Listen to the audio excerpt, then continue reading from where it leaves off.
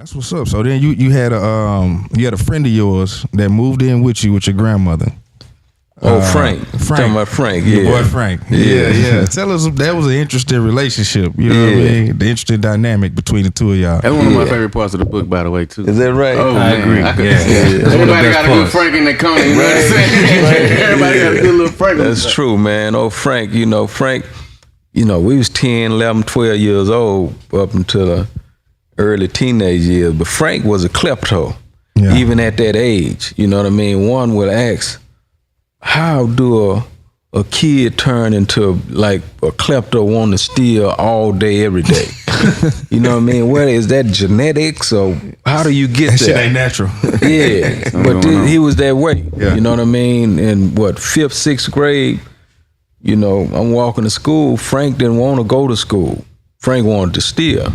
Yeah. You know what I mean? Just all day, every day. He gonna skip school, and when I came home from school, he gonna have something. You know what I mean? Frank had a full day. You'd have been in school. Frank had a full day of work.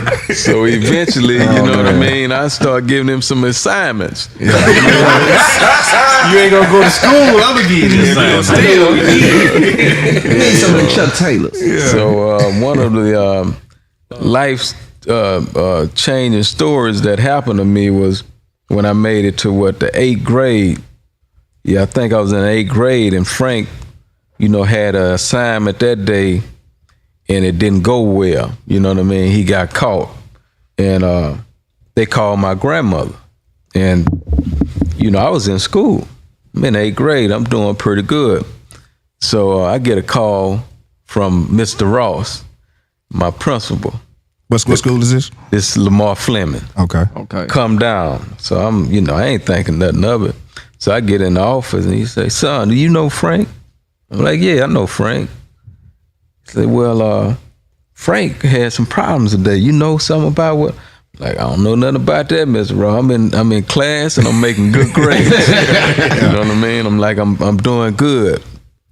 Well, son, Frank then had some problems. By this time, my grandmother on the speakerphone. James got him doing it.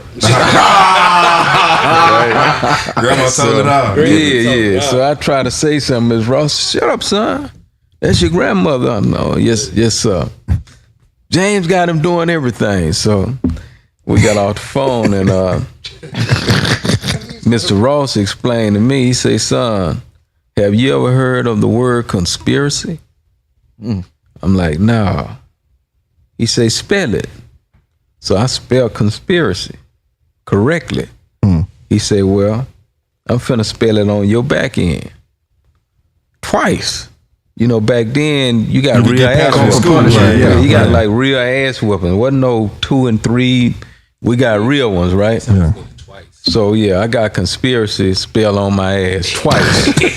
Well, you spelled it out, C-O-N like that. And I bet he said it as he was going. And he explained the meaning to me. He say, son, all this in the whipping? That sound like a long ass whipping, man. God damn. Yeah, your parents back then you had to take it. Yeah. You know what I mean?